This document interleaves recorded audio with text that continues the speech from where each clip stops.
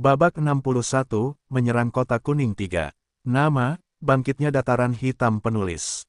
Plus matikan mengatur ulang. Saat ketiga kelompok tersebut menyerang sasarannya masing-masing, Minos dan timnya juga sempat melakukan hal serupa di markas pemerintah setempat. Ini adalah rumah besar yang bahkan lebih besar dari yang ada di Kota Kering sebelum renovasi, dengan tampilan yang mulia dan struktur yang bagus.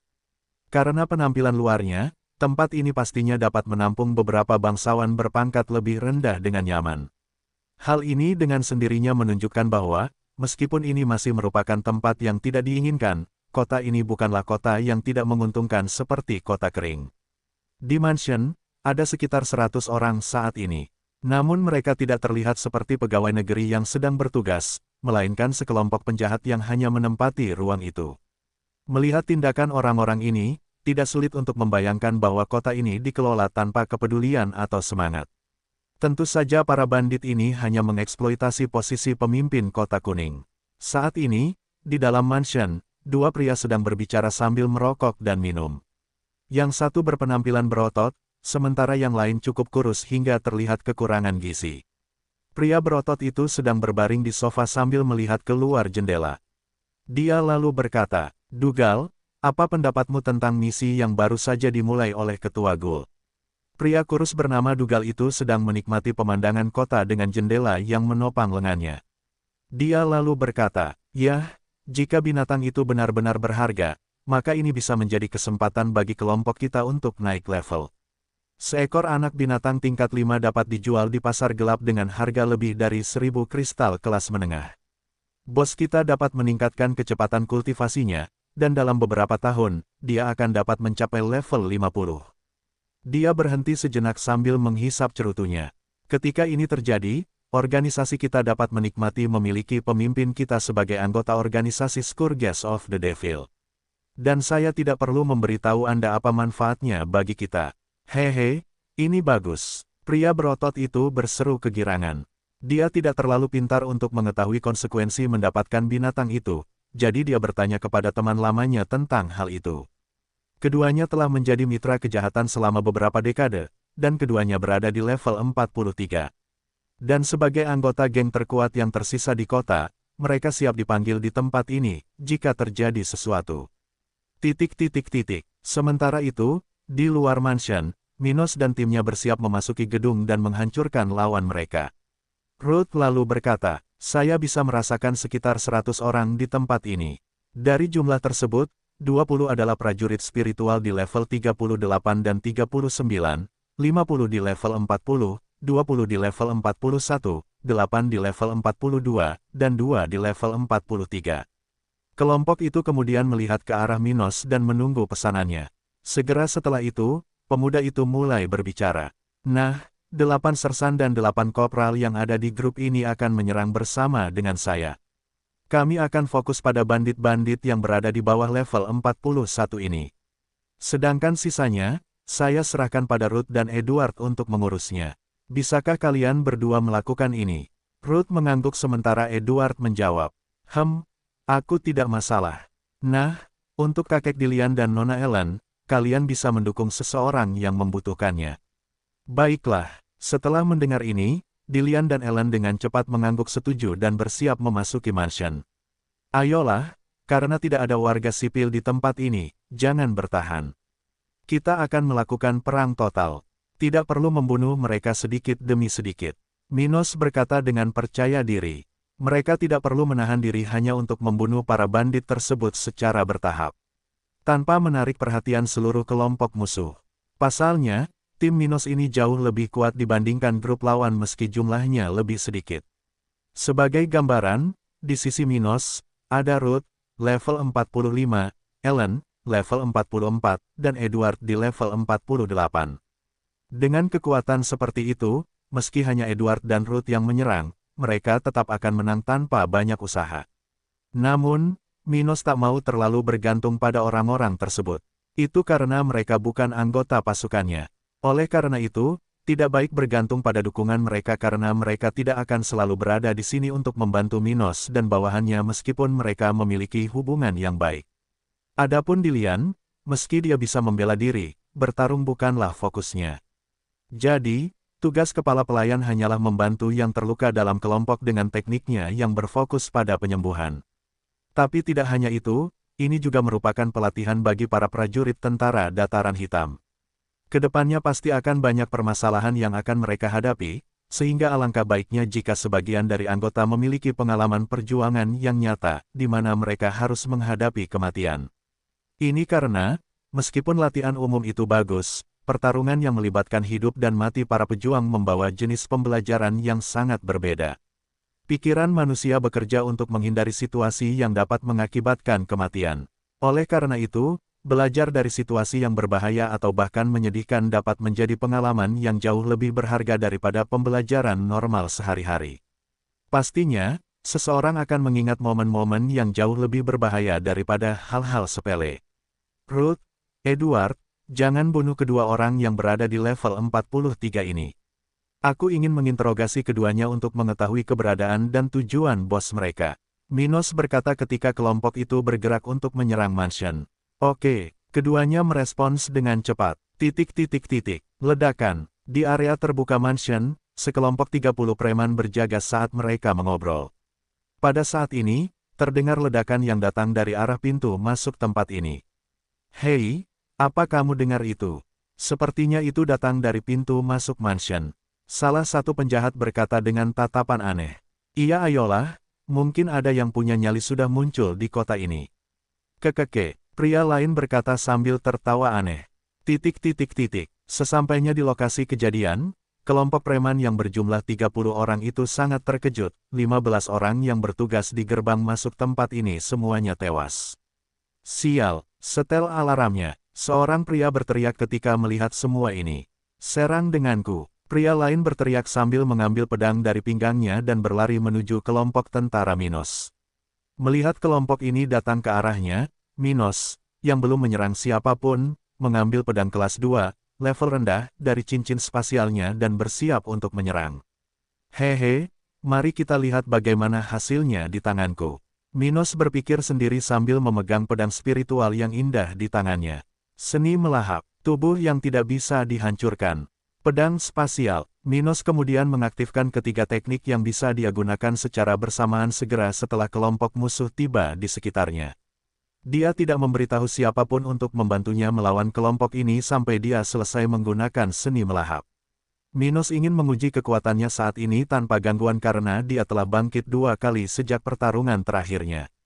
Namun tidak hanya itu, kini dia juga ingin menggunakan pedang barunya untuk pertama kalinya. Menurut perhitungan Minos, setelah mengaktifkan ketiga teknik secara bersamaan dan menangani pedang tingkat rendah tingkat 2, dia akan menghabiskan sebagian besar energinya untuk bertarung hanya sekitar 10 detik. Selain itu, jika dia ingin terus bertarung, dia perlu menggunakan pedang lain. Namun, dalam situasi ini, Minos tidak akan ambil pusing dengan hal tersebut. Kelompoknya sangat kuat, dan dia tidak perlu melawan semua lawannya. Jadi, dia yakin bisa menggunakan hampir semua yang dia miliki dalam serangan ini. Benar, seketika, sebuah cincin hitam muncul di langit saat berputar di sekitar area di mana Minos berada. Ada kabut gelap di bagian dalam ring, dan siapapun yang melihatnya pertama kali pasti akan merinding.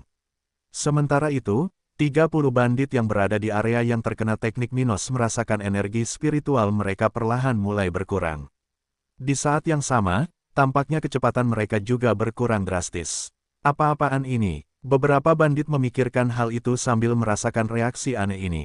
Di saat yang sama, Ruth, Ellen, dan Edward memperhatikan dengan rasa ingin tahu apa yang sedang dilakukan Minos. Mereka penasaran kenapa pemuda ini ingin menyerang sendirian.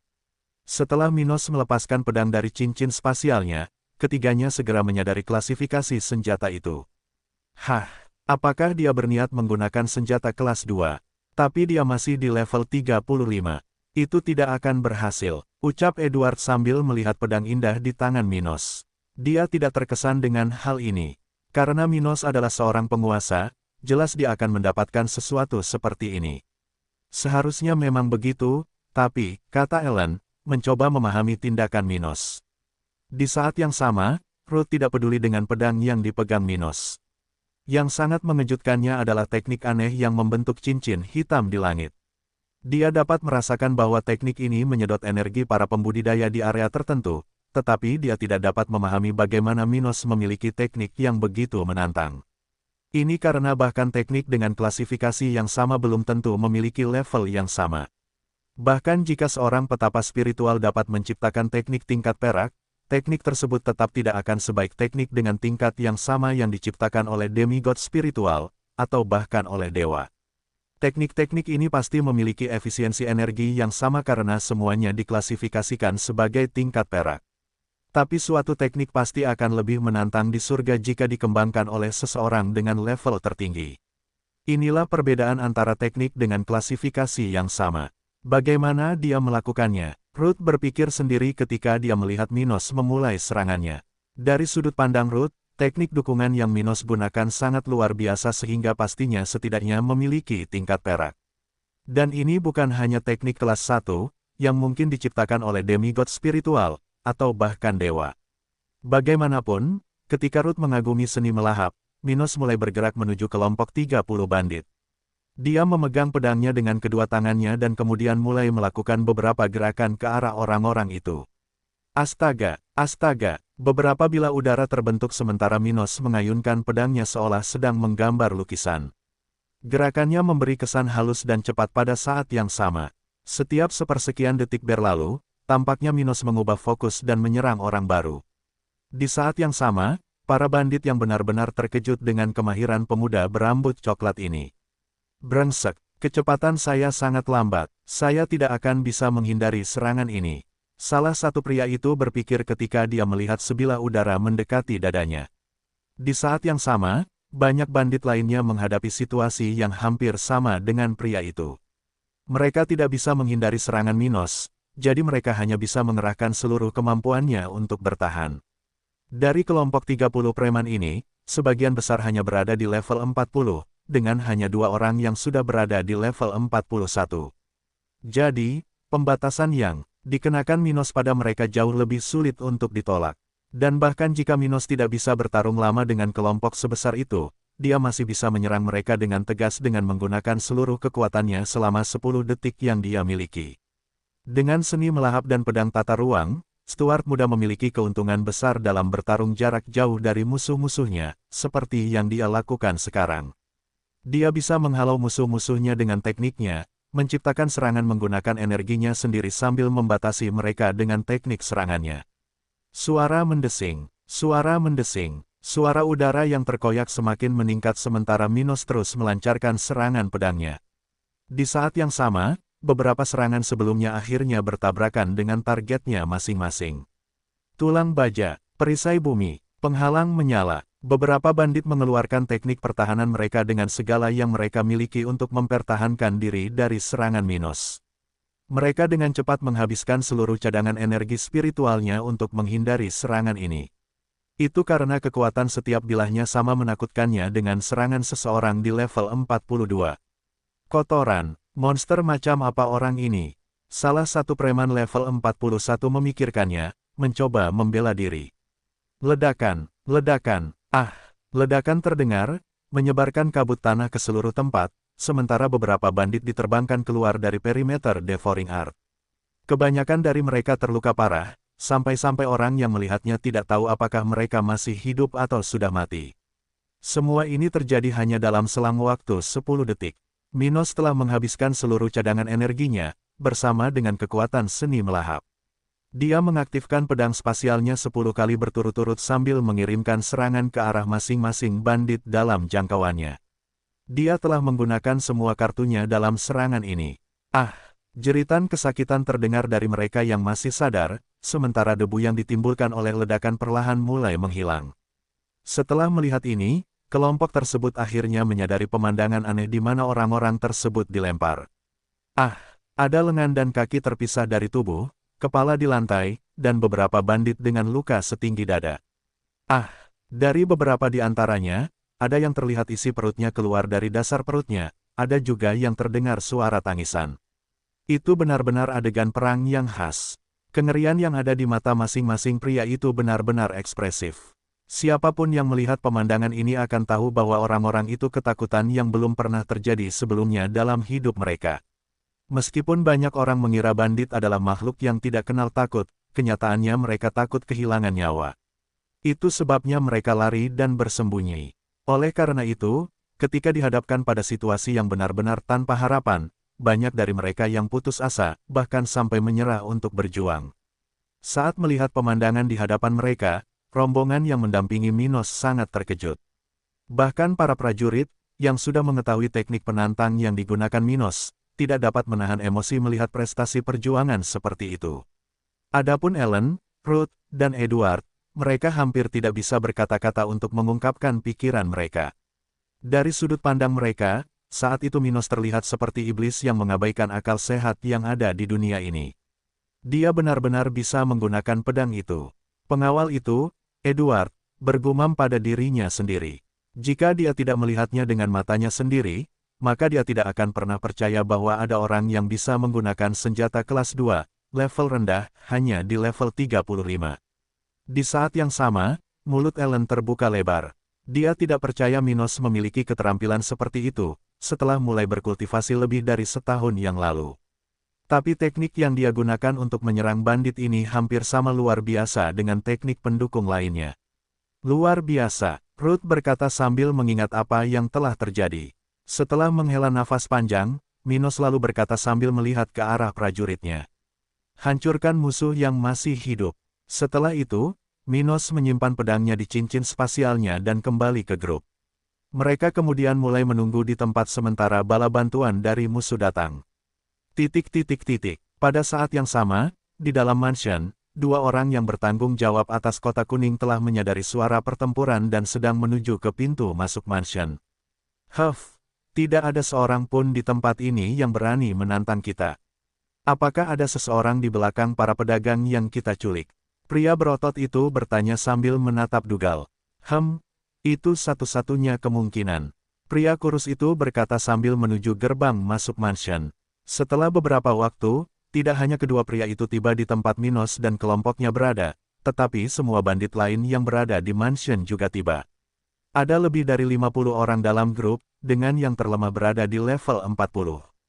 Ketika dua pria di level 43 tiba di lokasi, mereka segera menyadari pemandangan berdarah di depan mereka, sementara sekelompok 21 orang menunggu dengan sabar untuk mereka. Dougal, yang paling cerdas, mengambil inisiatif dan bertanya, "Siapa kamu? Mengapa kamu menyerang kami?" Dia bertanya sambil melihat ke arah Dillian dan Edward. Karena keduanya adalah yang terkuat di grup, Dougal lebih berhati-hati pada keduanya. Minos, berdiri di samping Dillian, lalu mengatakannya dengan lantang. Tidak masalah siapa kita, sebagai penjahat, kamu seharusnya sudah siap menghadapi situasi seperti ini. Minos kemudian melihat ke arah Ruth dan Edward dan berkata, "Ingat, jangan bunuh dua orang terkuat di pihak mereka." Setelah mendengar ini, Dougal dan pria berotot itu mengerutkan kening. Keduanya menyelidiki musuh dan merasa bahwa gadis cantik dan pria itu masing-masing berada di level 45 dan 48. Tidak mungkin mereka melawan musuh setingkat ini. Sial, mereka kuat, pantas saja mereka berani menyerang kita. Pria berotot itu berkata dengan suara marah. Tapi kita tidak akan menyerah begitu saja padanya. Pemuda itu, yang hanya berada di level 35, tampaknya adalah pemimpin kelompok. Jika kita bisa menangkapnya, kita mungkin punya kesempatan. Dougal berkata sambil melihat ke arah Minos. Dia kemudian memberikan perintah kepada anak buahnya untuk menahan Ruth dan Edward sementara mereka berdua menyerang Minos.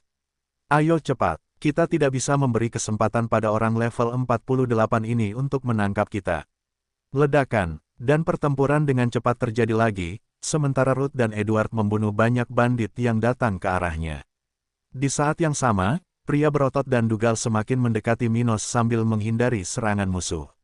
Seni beracun. Dougal mengaktifkan teknik serangannya, melemparkan bola hijau berisi racun spiritual ke arah tubuh Minos. Ini adalah spesialisasi Dougal, dan dia bermaksud melumpuhkan Minos untuk menghentikan serangan musuh. Namun, di saat yang tidak dia duga, Ruth langsung muncul di hadapannya, memberikan pukulan keras pada perut Dougal. Dia berteriak ketika dia terlempar ke belakang ke medan perang, dalam keadaan setengah pingsan. Pukulan Ruth begitu kuat sehingga dia tidak bisa mempertahankan kesadarannya, memutar matanya dan mengeluarkan seteguk darah sementara tubuhnya terbang ke salah satu dinding mansion. Ledakan. Di saat yang sama, pria berotot itu juga dihentikan oleh Edward, sementara Dillian menghentikan bola beracun yang menuju ke arah Minos. Penyembuhan bercahaya. Seberkas cahaya keemasan muncul di tangan Dillian saat dia memposisikan dirinya untuk menerima bola racun. Teknik ini tampak seperti matahari kecil, memancarkan benang cahaya keemasan yang dapat digunakan untuk menyembuhkan atau mempertahankan serangan biologis. Puff! Kedua teknik itu bersentuhan, dan hampir seketika, bola hijau itu menghilang. Tidak ada cara lain untuk terjadi karena Dillian jauh lebih kuat dari lawan yang meluncurkan teknik ini, dan Radiant Healing adalah teknik tingkat emas. Tidak ada cara untuk bersaing dengan itu. Beberapa menit berlalu, dan akhirnya, semua bandit di mansion terbunuh, kecuali hanya Dougal dan pria berotot yang tidak sadarkan diri. Minos memandang para prajurit itu dan berkata, "Kami akan membawa keduanya ke ruangan berbeda. Saya ingin menginterogasi mereka satu persatu dan mencari tahu apa yang terjadi di sini." Setelah Minos memberi perintah, tentara menangkap dua pria yang tidak sadarkan diri tersebut di ruangan berbeda dan kemudian menjarah barang-barang yang ditinggalkan para bandit. Prajurit Minos juga mengumpulkan hampir 100 mayat dan menyalakan api besar tidak jauh dari bangunan utama mansion. Tak lama setelah itu, Minos melanjutkan ke bagian dalam mansion, di mana dia bermaksud untuk beristirahat selama beberapa jam. Dia masih cukup lelah dari pertempuran sebelumnya, dan dia ingin mendapatkan kembali energi spiritualnya sebelum melanjutkan interogasi terhadap kedua pria tersebut. Saat memasuki mansion, kelompok yang mengikuti Minos dapat melihat tempat yang bagus, tapi tempat itu kosong. Para bandit sebenarnya telah merampas semua barang berharga, hanya menyisakan kursi dan sofa tempat mereka bisa beristirahat. Rombongan Minos, Ruth, Dillian, dan yang lainnya melewati mansion. Ada yang mencari tempat untuk beristirahat dan ada pula yang mencoba mencari tahu lebih banyak tentang tempat itu. Minos kemudian menemukan tempat pribadi dan segera mulai bercocok tanam. Dia mengeluarkan beberapa kristal spiritual tingkat rendah dan kemudian mulai menyerap energi yang terkandung di dalamnya dengan cepat. Pada saat yang sama, kelompok-kelompok yang menyerang di berbagai bagian kota mulai berdatangan satu demi satu. Yang pertama datang adalah kelompok yang menyerang pintu masuk timur kota, yang merupakan kelompok yang menyelesaikan misinya lebih cepat. Kemudian, anggota kelompok kedua bertanggung jawab atas pintu masuk barat. Dan akhirnya, datanglah tentara yang menyerang klub malam di selatan kota kuning. Karena cara mereka menjalankan misinya, kelompok ketiga memakan waktu paling lama, tiba hampir 1 jam lebih lambat dari kelompok lainnya. Ketika mereka tiba, pintu masuk ke rumah pemerintah kota telah dibersihkan sepenuhnya, dan tubuh para bandit telah kembali menjadi debu.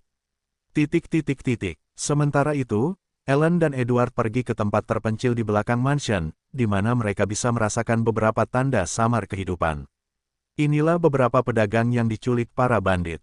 Tidak semua terbunuh, karena mereka adalah anggota keluarga besar, dan para bandit ini tidak berisiko dikejar oleh salah satu keluarga tersebut. Lagi pula, jika salah satu pedagang ini meninggal saat melewati kawasan tersebut, pasti keluarganya akan datang memburu mereka di tempat ini. Dan itu akan menjadi akhir bagi para bandit ini. Pasalnya, meski beberapa di antaranya dicari oleh keluarga besar dari utara benua tengah, keluarga tersebut tidak mengetahui keberadaan mereka. Akibatnya, selama mereka tidak menyalahgunakan tempat tinggal mereka, akan sulit bagi siapapun untuk mengidentifikasi mereka hingga kota kuning. Karena itu, mereka telah memeriksa masa lalu masing-masing pedagang yang diculik dengan baik, hanya membunuh mereka yang memiliki kekuatan kecil. Ellen kemudian memasuki suatu tempat di mana sel besar menutupi seluruh ruangan seluas 30 meter persegi. Di tempat ini, dia mencari seseorang lalu tersenyum. "Ralph, hei, lihat ke sini. Ini aku, Ellen," ucapnya sambil berusaha menarik perhatian seorang pria yang tergeletak di pojok sel. Ralph adalah salah satu bawahan keluarga Nash di Kerajaan Ombak. Dia biasanya datang dari kerajaan ini ke Pulau Batu, mengambil sumber daya bola-balik sekaligus mengirimkan segala macam informasi penting tentang wilayah ini kepada keluarga Nash. Keluarga Nash telah menugaskannya untuk membantu Ellen muda dalam bisnisnya karena dia adalah salah satu anggota keluarga paling proaktif yang pantas mendapatkan tanggung jawab lebih. Namun, beberapa bulan yang lalu, dia berhenti mengembalikan kontak Ellen setelah meninggalkan kerajaannya untuk menyelesaikan masalah di Kerajaan Brown. Karena informasi ini dan informasi lain yang dimiliki Ellen dan Elena, mereka menyimpulkan bahwa hilangnya Ralph terkait dengan ketidakstabilan Kota Kuning, di mana kejahatan telah berkembang pesat. Pria berpakaian kotor dan memiliki ekspresi lelah di wajahnya berdiri dan melihat ke arah Ellen dengan tidak percaya. "Ah, Nona Ellen, ya, ini aku. Ikutlah denganku, ceritakan apa yang terjadi padamu," katanya setelah pengawalnya, Edward, membuka pintu sel dan membiarkan orang-orang di dalam keluar. 2 jam berlalu dengan cepat, dan sementara itu, kepala pelayan Dilian membantu beberapa penjaga yang mengalami luka kecil untuk pulih. Tak hanya itu, ia memberikan perlakuan utama kepada 2 bandit yang ditangkap pasukan Minos. Minos, yang sudah cukup pulih dari pertempuran sebelumnya, telah meminta kepala pelayan Dilian untuk melakukan ini agar kedua bandit itu bisa sadar lebih cepat. Dia ingin segera mengetahui mengapa pemimpin kota ini pergi begitu tiba-tiba, menghabiskan sebagian besar kekuatannya. Dia kemudian berjalan ke salah satu kamar mansion, tempat pria berotot itu berada. Ketika dia memasuki ruangan, Minos melihat seorang pria pucat menatapnya dengan marah. Minos lalu duduk di kursi dan berkata dengan tenang, "Jika kamu ingin hidup, lebih baik kamu menjawab semua yang aku minta."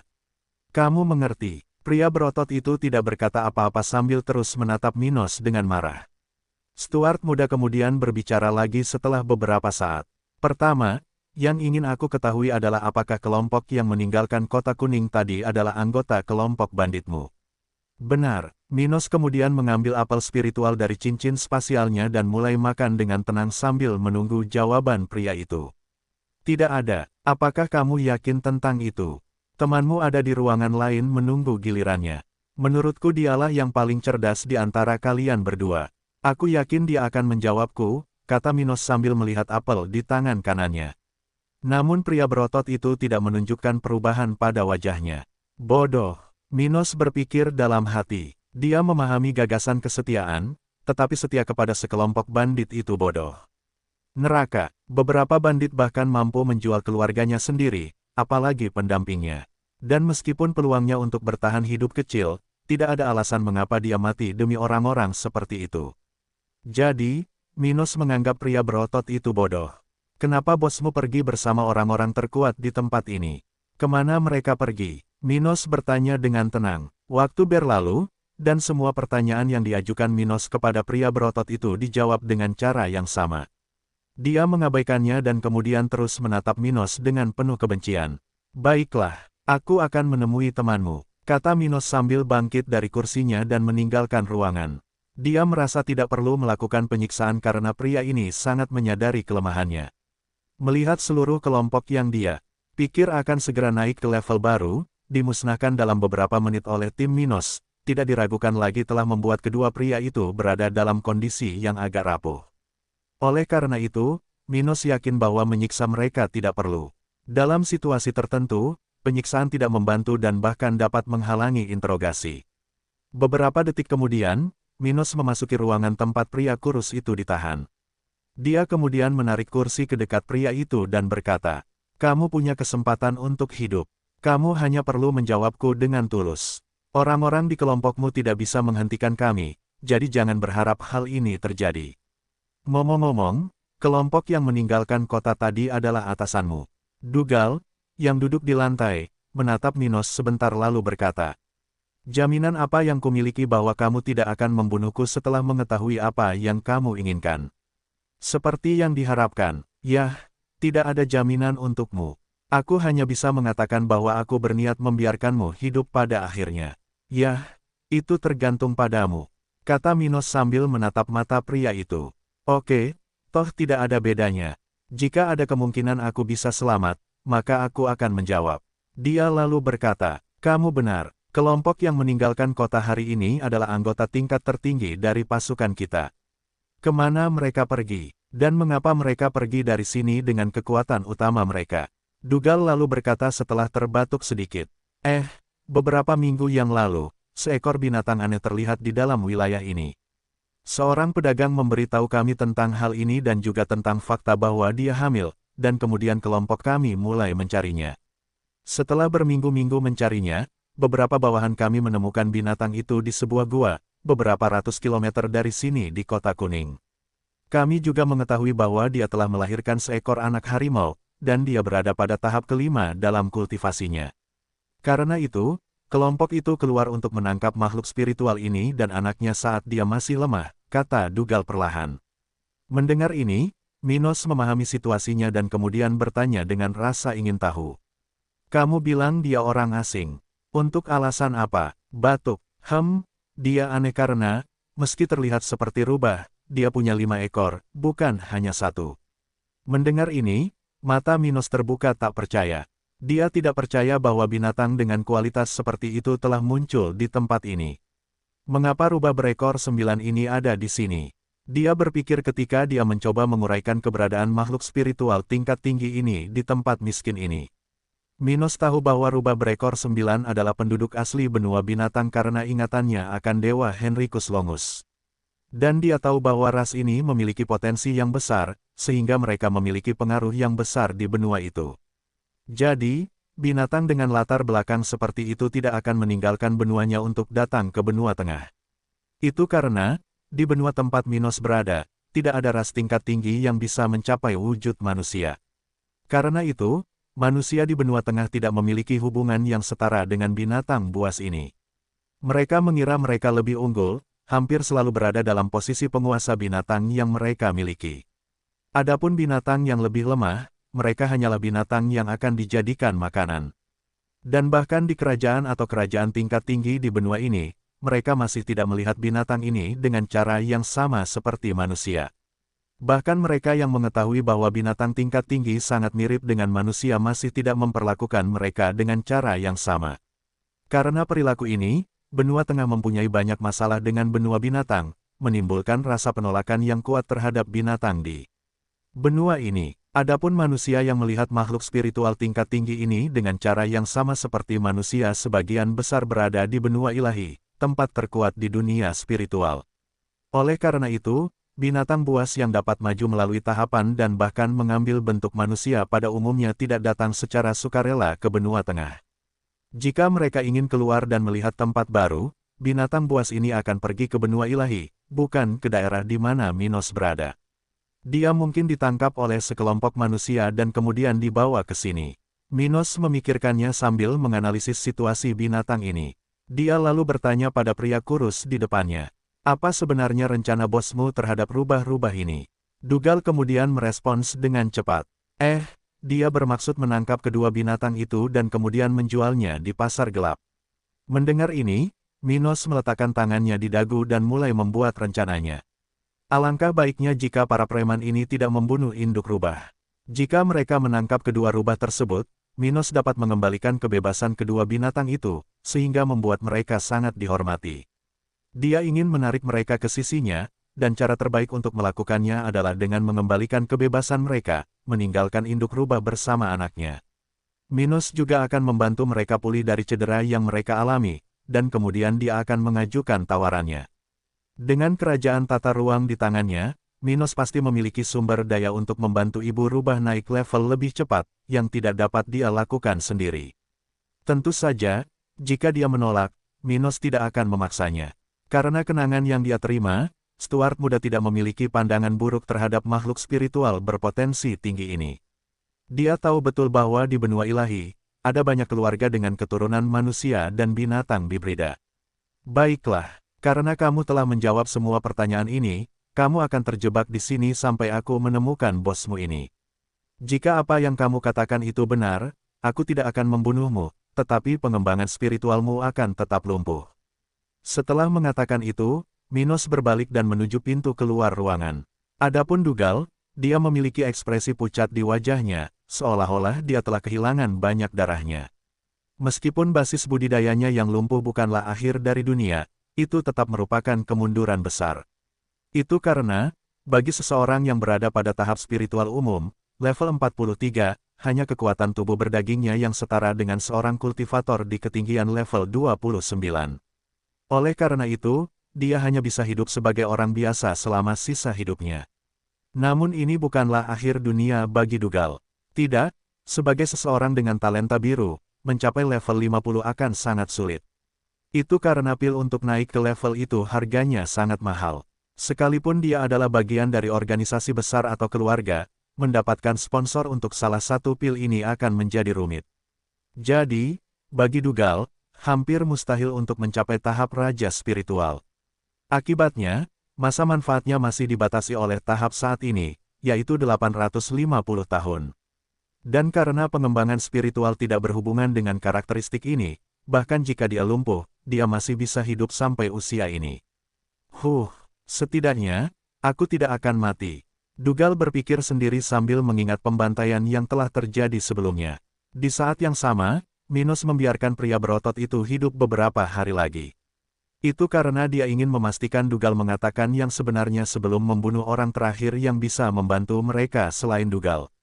Dengan demikian, Minos hanya akan mengeksekusi pria berotot itu jika dia yakin informasi yang diterimanya benar. Malam segera berlalu, dan sinar cahaya pertama mulai muncul di langit kota. Kuning, Minos dan kelompoknya bermalam di mansion di pusat kota, sementara beberapa tentara mengumpulkan sedikit bahan di tempat ini yang dapat membantu rencana Minos. Mereka ingin mengetahui beberapa informasi dasar tentang tempat ini, seperti data dari sensus, data jumlah penduduk, bakat penduduknya, del. Hal ini dapat membantu Minos menarik kelompok yang paling membutuhkan ke sisinya dengan menyesuaikan rencananya dengan kenyataan kota ini. Di saat yang sama, seluruh pedagang yang diculik oleh kelompok bandit tersebut telah dibebaskan. Banyak dari mereka yang dengan tulus mengucapkan terima kasih kepada kelompok Minos, meninggalkan identitas mereka bahkan mengundang Minos dan kelompoknya untuk mengunjungi keluarga mereka. Bahkan seorang pedagang dari keluarga Silva sudah lama mendesak agar Minos pergi ke Lembah Merah untuk menerima hadiah. Dia tidak tahu bahwa musuh telah membantunya. Tapi Minos tidak peduli pada pedagang itu. Dia tidak mempunyai gagasan menyimpang bahwa semua anggota keluarga Silva adalah musuhnya. Dia pasti akan membunuh siapapun di keluarga itu, atau kekuatan lain, yang akan menantangnya, tapi dia tidak akan melakukan itu terhadap mereka yang tidak terlibat dalam skema keluarga Silva dan tidak mencoba berkomplot melawannya. Itulah sifat kepribadian Minos. Selain itu, mustahil bagi pedagang itu untuk mengenalinya dan mengatakan apapun yang dapat menggagalkan rencana Minos. Minos bukanlah orang terkenal di kerajaan coklat, dan dia hanyalah seorang pemuda di awal budidaya. Tidak ada yang akan memperhatikannya sampai dia mencapai kultivasi tahap kelima. Bagaimanapun, waktu berlalu dengan cepat, dan kota kuning sudah seluruhnya diterangi oleh sinar matahari. Tidak butuh waktu lama, kota mulai menjadi hidup, dengan beberapa jendela terbuka, orang-orang keluar rumah, dan suara khas tempat seperti ini pun terdengar. Ada suara kicauan burung, makhluk spiritual tingkat rendah mengeluarkan suara khasnya, suara angin melewati beberapa pepohonan, dan beberapa orang berbicara. Hal ini memberikan perasaan menyenangkan bagi siapa saja yang berasal dari kota besar, seperti Ellen yang terbiasa dengan berbagai kebisingan di tempat yang padat penduduk. Namun, saat pagi yang menyenangkan itu berlalu perlahan, sebuah rumor mulai beredar di jalanan kota kuning. Kabarnya sekelompok dari luar kota telah menyerang dan memusnahkan gerombolan penjahat yang menduduki kota. Tak butuh waktu lama, warga tempat ini mulai aktif membahas masalah ini. Di salah satu dari banyak rumah di kota kuning, seorang pemuda berlari melalui pintu depan, menuju ke kamar tempat keluarganya sedang sarapan saat ini. Ayah, ibu, apakah kamu sudah mendengar berita tentang apa yang terjadi kemarin? Pemuda itu berkata dengan penuh semangat. Pria parubaya yang sedang makan roti basi dan minum secangkir susu menoleh dan menatap putra sulungnya. Enan, kenapa kamu begitu bersemangat? Gul bajingan itu pergi kemarin, tapi dia pasti akan segera kembali. Dia berkata dengan tenang. Enan muda itu kemudian menggelengkan kepalanya dan berkata sambil tersenyum. Ayah salah paham, aku tidak sedang membicarakan berita tentang pria itu yang meninggalkan kota kemarin. Aku sedang membicarakan apa yang terjadi tadi malam. Aku baru saja mendengar ada sekelompok orang yang menyerang dan membunuh semua bandit yang ada di kota kemarin. Dia berkata dengan senyum lebar di wajahnya. Apa itu benar? Seorang wanita parubaya bertanya sambil meletakkan segelas penuh susu di depan seorang anak. Enan lalu menatap ibunya dan melambai. Dia kemudian melanjutkan, kudengar banyak orang melihat salah satu penyerangan yang dilakukan di klub malam sisi selatan kota itu. Menurut yang kudengar, setelah melihat apa yang terjadi kemarin di klub malam itu, beberapa orang yang penasaran pergi mencari para bandit yang berada di pintu masuk kota dan mansion. Tapi tidak ada satupun dari mereka di tempat ini, hanya orang yang berbeda, yang kami belum pernah kulihat sebelumnya. Ayah Enan berhenti makan lalu berkata dengan sedikit senyum di wajahnya. Akhirnya, seseorang melakukan sesuatu terhadap para gelandangan ini. Apakah ini penguasa baru yang dikirim oleh kerajaan kita? Saat keluarga Enan membahas perubahan yang mungkin terjadi di Kota Kuning, beberapa keluarga lainnya sudah menerima kabar serupa. Di salah satu alun-alun kota, ada sekelompok hampir 20 orang yang aktif membicarakan kejadian terkini. Pada saat itu, seorang lelaki tua berkata dengan lantang, "Huff, tidak peduli siapa yang melakukan ini, bukan berarti situasi kita akan berubah. Apakah kamu melupakan bajingan dari Ghoul itu? Saat dia dan kelompoknya kembali, pertarungan lain akan terjadi." Dia berhenti sejenak lalu berkata, "Bisakah mereka yang bertanggung jawab atas kesepakatan ini dengan Ghoul dan kelompoknya?" Setelah mendengar apa yang baru saja dikatakan lelaki tua itu, kelompok itu segera menghentikan pembicaraan mereka. Memang menghilangkan kelompok yang bertahan di Kota Kuning itu bagus, tapi itu bukanlah solusi yang pasti. Hanya dengan membunuh Ghoul dan kroni-kroninya yang meninggalkan kota kemarin, mereka bisa menyelesaikan masalah sejak awal. Seorang pria botak lalu berkata, "Yah, tidak ada salahnya untuk bermimpi, mereka telah melakukan banyak hal. Saya tidak percaya ada orang bodoh yang mengambil risiko yang tidak perlu untuk tempat miskin seperti kota kita." Itu benar, sementara beberapa orang berpikir ini hanya masalah waktu agar bandit-bandit ini hanya tinggal dalam ingatan mereka, diskusi terus berlanjut. Banyak orang lain yang lebih skeptis mengenai hal ini dan tidak ingin mempunyai harapan palsu. Saat orang-orang di seluruh penjuru kota mendiskusikan berita baru tersebut, Minos berada di salah satu ruangan mansion sedang mengadakan pertemuan besar. 10 prajurit berpangkat sersan duduk di samping meja besar, sedangkan Dillian duduk di sisi kanan Minos. Ellen sedang duduk di sisi lain ruangan, bersama Ruth dan Edward. Mereka tidak terlalu tertarik dengan urusan Minos, tapi ini masih merupakan kesempatan bagus bagi mereka untuk mengetahui rencana masa depan sekutu mereka. Dengan itu, Ellen juga bisa membuat rencananya sendiri, mengingat tindakan Minos. Adapun Ruth, dia suka menonton Minos karena ada banyak keraguan tentang dia di benaknya. Jadi, saat dia menemaninya, dia akan berpartisipasi dalam acara tersebut.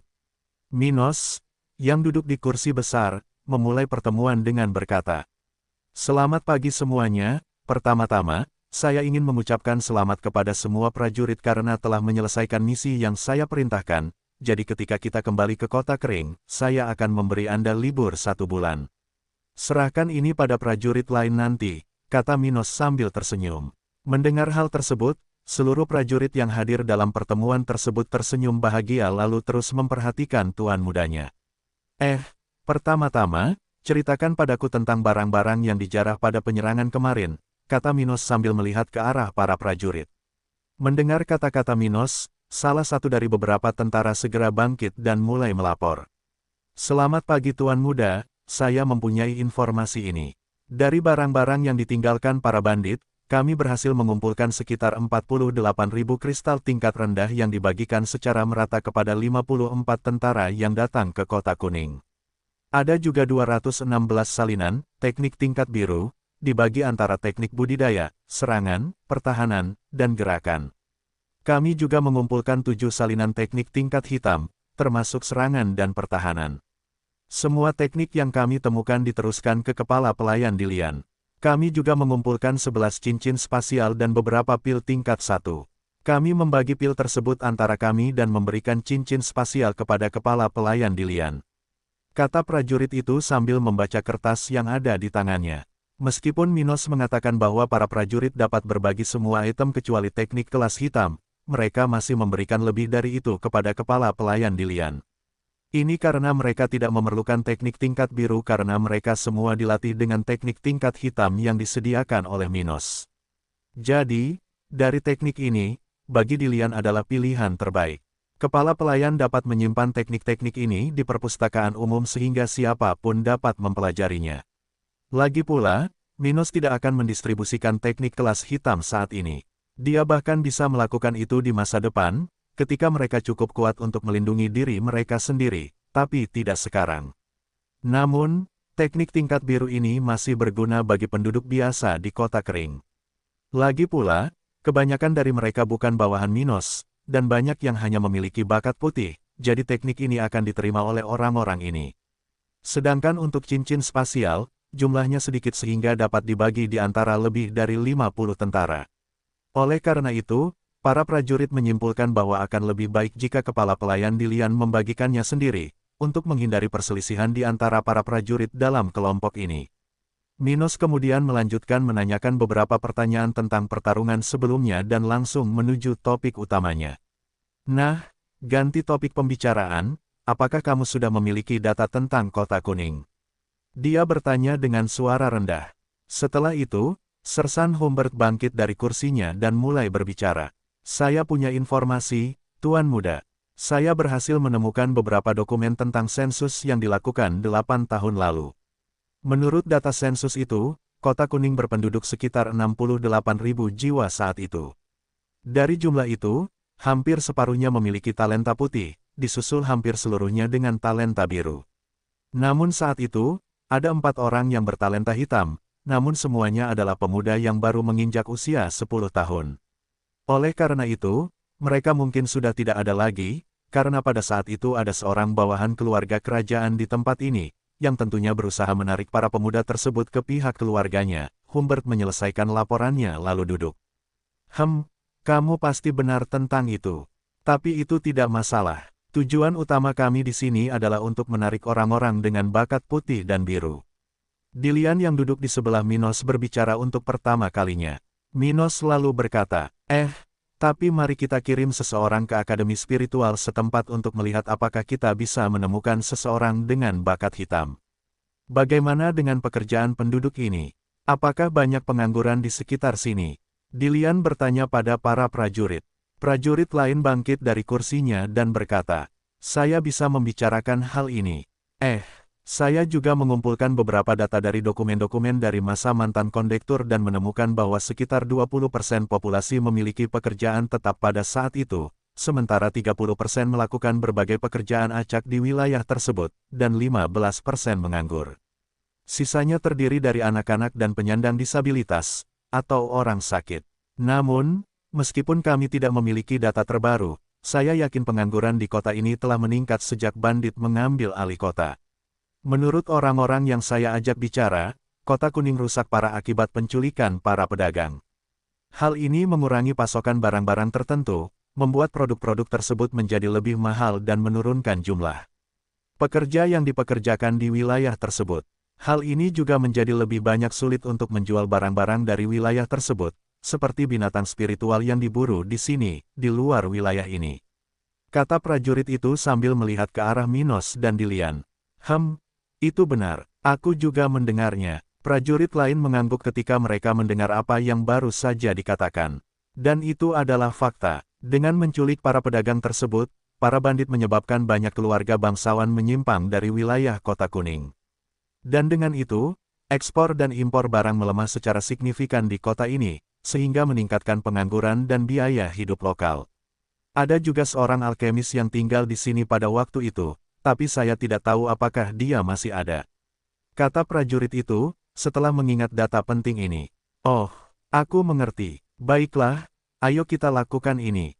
Minos kemudian mulai menjelaskan perintahnya kepada para prajurit di pertemuan itu.